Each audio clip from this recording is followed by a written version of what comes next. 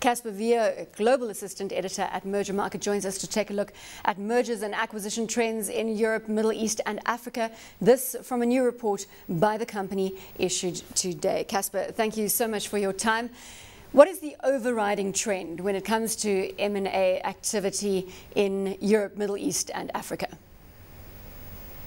Well, on a positive note, from what we have gathered, our statistics show a nice bounce back, particularly in volume terms, over last year. And there's also been a neatly positive trend in terms of value. So we ride a slight, perhaps cautious trend into 2012. But of course, we have to keep in mind what is happening with regard to the sovereign crisis, particularly in Southern Europe, and that will naturally have an impact on what we're going to see this year, both in terms of the type of opportunities available, perhaps also the type of buyers that will circle some of these assets. But at the same time, we will see parts of Europe, maybe, for example, Eastern Europe and the Nordic region, that will be, shall we say, closer to business as usual. Kasper, Mohammed here. Just a question in terms of maybe unpacking that a little bit from a sectoral perspective. Where are you seeing the opportunities? In what sort of industries do you see the largest opportunities from an M&A perspective? And then perhaps also just pepper that with geographically, where do you see most of the activity? Right.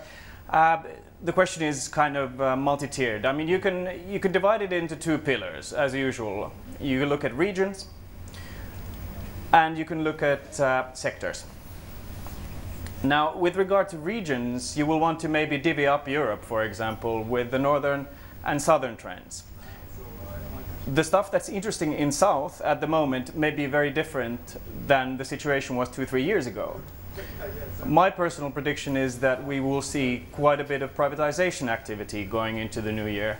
And this could be very interesting maybe also for emerging markets players. So you would look at sovereigns maybe participating in privatizations and similar types of initiatives. What are we seeing in terms of, Kasper, what are we seeing in terms of sectoral breakdown? Where is the most activity happening? Across financials, industrials or TMT? Yeah. Okay, good question. The second pillar, if you like, of the answer. You should divide it up between the cyclical and non-cyclical activity. Non-cyclical, think of consumer retail, not a particularly active sector at the moment in terms of M&A or private equity activity. It's more of a turnaround story largely, and this is typically non-food retail. Now, if you look at consumer goods, it's non-cyclical and remains robust. There are always interesting food companies, apparel manufacturers and the like, let's say in growing markets, let's say Poland, certain parts of Eastern Europe, Scandinavian safe bets that will continue to be very interesting, and particularly such that have emerging markets exposure, if you like. Kasper, Ashraf here. The one trend that we're seeing in this country is that there's going to be more and more consolidation within financial services, and we're seeing downgrade of banks in Europe, especially Spain recently. Do you see mergers happening actively in that sector? I think if you keep in mind, well, the word merger I would apply to stock exchanges. That is a trend that we've seen over the past few years, and that'll continue, and that's hugely exposed to regulatory risk. But at the same time, you are looking at the core tier ratios having to go up. So you have to appreciate that banks will be looking to tap into some of their shareholders' pockets to rake in capital.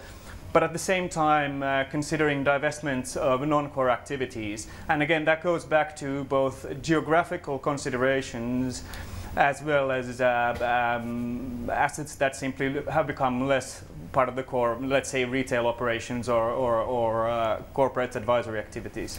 Is Europe losing out on M&A activity and the emerging market environment benefiting from M&A activity? Is that a key trend that you're seeing?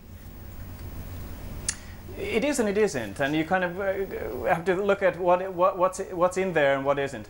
So consider a sector like industrials, for example. We pointed out in the report that private equity activity is somewhat sketchy. in Europe in the sector at the moment. Private equity players fear exposure to an economic downturn. So what does that create? It creates a shortfall of potential investors. And herein lies an interesting proposition for potential suitors from emerging markets, such as LATAM, China, and so on and so forth. These are buyers that have been there for the past year. Valuations are interesting at the moment. The only question is, are they savvy enough buyers to get there in the end? Kasper, thank you so much for joining us. That was Kasper Viio joining us from Mergermarket in London.